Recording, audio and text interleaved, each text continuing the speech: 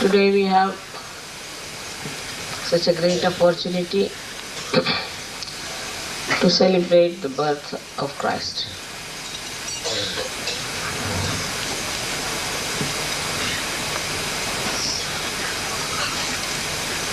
He was born in a manger. All these things are already pre-planned.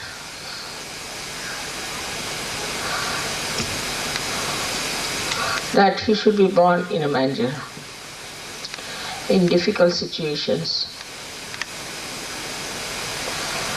to show that whether you are born poor or rich, whether you are born in difficulties or in problems, if you have divinity within you, it shines by itself.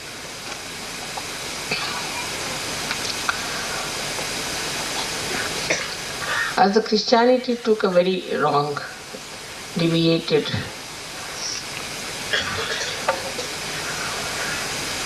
line, they have never been able to understand the significance of Christ. To them, Immaculate Conception is absolutely not possible. Most of the people think that it's some sort of a mythical story. But in India, we do believe that Gauri created Sri Ganesha out of her own vibrations, and that he became the deity of Muladhara. We accept it, but not in the West. They will never accept such a thing because their mental side is overdeveloped and dominates them. Maybe they are not so very old like Indians to understand that above all is God. Even the concept of God is quite mental. Moreover, the way Christianity has been, it has not provided any proper guidance. On the contrary, wherever they have failed, they said it's a mystery. But it's very simple to understand for Indians that anything is possible for God. After all, He's God. He's God Almighty. Because of this mental attitude, which is much lower than the knowledge of your spirit, the ordinary mundane type of the superficial knowledge can never allow the personality to accept the greatness of God. I had a grandma. She was my father's aunt. And she used to tell us a nice story about somebody who was going to meet God. Of course, in India, everybody understands all these things. They will not say how is he going to meet God, but accept. All right, he is going to meet God. So, when he was going on the way on the road, he found one gentleman sitting there, nicely singing songs, bhajans of God, doing nothing on the roadside. So he said, "Oh, so you are going to meet God?" "Yes, I am going to meet Him." "So, have you any message for Him?" "Yes, please tell Him that I am all right, but he should arrange for my food because I think the food is now finishing." He said, "Really? That's what you want me to tell him?" "Yes, yes, please tell him." "Oh, of course he'll arrange, but please tell him." So he went ahead and he met another gentleman who was standing on his head, or in a Christian way I would say he was going to church every day with nice suits, singing hymns every day, listening to the pastor's sermons or whatever you may say. And in Indian way we can see he was going to the temple every day, standing on his head, doing all kinds of yogasanas and everything. And he asked him, please go and ask God. I have tried everything. When is he going to meet me? I would like to see him. I would like to have his darshan. He said, all right. So he went to God. And whatever work he had, he finished with it. And then God asked me, have you got anything to tell me? He said, nothing much, but I met one gentleman while coming, and he said that I'm doing all kinds of things, I have tried everything, and when will God meet me? I'm standing on my head and I'm doing also all kinds of yogasanas and all kinds of things, and also I'm going to church and mosque, I'm praying, doing all sorts of prayers, but when will God meet me? So God said, tell him he has to do a little more. See, it's not easy. When Saj Yoga will come, we'll see.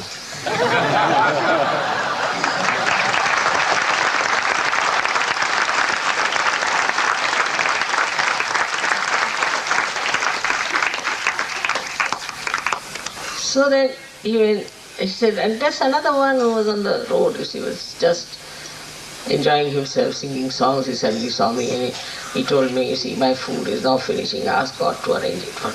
He said, really? His food is finishing. Immediately God said, what are you doing? Why don't you go and look after him? His food is finishing. No, sir, yesterday only we arranged it, all that. He said, all right, doesn't matter. So to understand, that this fellow who's trying all these things and God is still saying that he has to wait. And while this fellow is just singing songs of God and all that, and why is it so much impressed by this another fellow who is doing nothing to seek God? So then God realized that he is in some sort of an illusion. So he told him, all right, you go and tell them one thing, both of them the same thing, that when I went to God, what I saw there was that he made a camel pass through the eye of an eagle. So he said, really I should tell them? Yes, you just tell them and see the reaction. So he went down, so this is the first one met him, he said, what God has said? He said that God has said, wait till Saj Yoga comes in, then I'll meet you. Before that you go around like this. Oh God, when will this Saj Yoga come? And he said, so, but he'll meet me sometime. Oh, I hope Saj Yoga also comes sometime. And he was quite disappointed. So he went and we asked him that, what did you see with there when you went to see God? He said, I saw that, he passed a camel through the eye of an eagle. He said, what? How is it possible? It's impossible. Now mentally, how is it possible that a camel has passed through the eye? It's not possible to see the volume of this one and such a little thing. How can he pass? No. You are just telling me a story because you've been to God, you're trying to show off, that's all. I don't believe in all this nonsense. You're just telling me lies and don't try to befool me. So he went to another person who was on the street eating nicely. He said, how are you? I know he had arranged before you reached there. I know it was all right after all. See, he looks after me all the time. So what did you see when you went there? He said, I saw that God Almighty passed a camel through an eye of an eagle. It's a very amazing thing. He said, what amazing? He's God. Do you know he's God? Do you know he's God? God can do anything. He can do anything. That's made him understand. That if you understand that God is all-powerful, all-powerful, it doesn't mean that he can move Himalayas to Maharashtra. It doesn't mean that.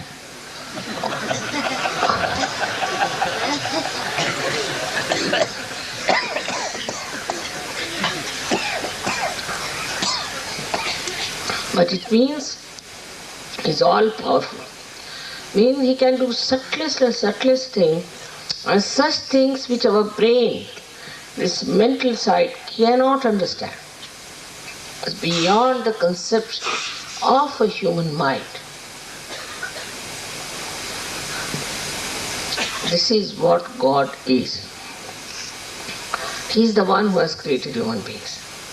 He has to be beyond us if he is creating. If a potter creates a pot, that means he is beyond the pot. Pot cannot create God, the potter. And the potter has created the pot. So that means that this pot, which is created by him, has to be something which is made by him. So he has to be much more powerful than the pot is. But it is unbelievable, or say beyond the conception of human beings, that what a God it must be who has made this great computer. We take everything for granted. We cannot even make a particle of clay ourselves. We cannot make anything, human beings cannot make. If there is some stone, all right, you can put this up. If there is some clay, you can make some sort of a house out of it. But it's all dead from the dead.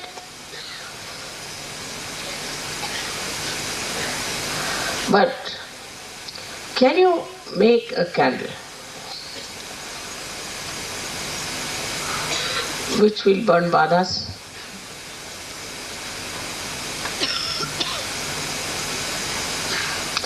You have seen it with your own eyes, that before my photograph, the badas burn.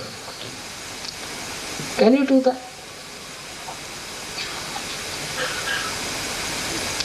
Now we have now also the idea of the complete, intricate, working, delicate machinery, and also very dynamic, explosive machinery. How it works to create human beings, to create all this universe, to create all these beautiful flowers and trees and everything. Look at the stars, look at how many they are. Out of that he has chosen this Mother Earth to create human beings. How he has made it? Well, he wants to send his own son. He can send it the way he wants to send it. Even to challenge this shows the mental mind which is absolutely in mud.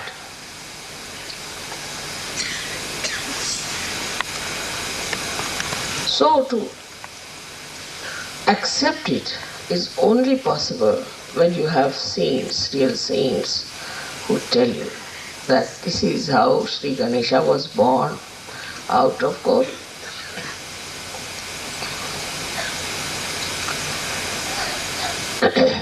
But to jump into it, into faith, when you come to Sahaja Yoga, you start seeing miracles taking place. Then you can understand that these miracles are taking place. And if there is another miracle that has to take place, it will take place in any case. We are not doing anything. It's all done. And we don't doubt it. Once you doubt, you become again the same human being which is just embedded in the mud. I always say that you are like lotuses now opened up. You are not flying in the air. Your roots are down there. But you are now lotuses. And that's what is on top of the lotus, this Mahalakshmi principle is born. Mahalakshmi principle is the one which came on this earth at Sitaji as Radha and also as Mary, as Mother Mary. It is said that Mahalakshmi is born out of the sea. What is the meaning of Mary? Mariam means, you know, Mari means the sea. She was born out of the sea. So she, being a Mahalakshmi herself, she could create a child. What's the harm?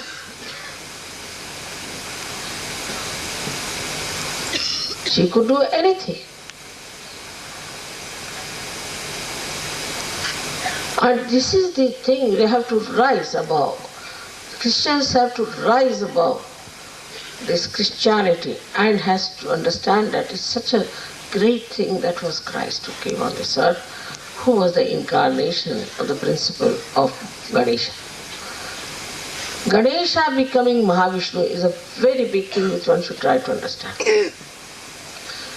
Ganesha is the son of Shiva. Shri Ganesha is the one who was first created before creating anything, any atmosphere, anything, because he is the Omkara. And the Omkara is the first breaking of Adi Shakti from Shiva, that sound, Tankar as they call it, from the one who is the embodiment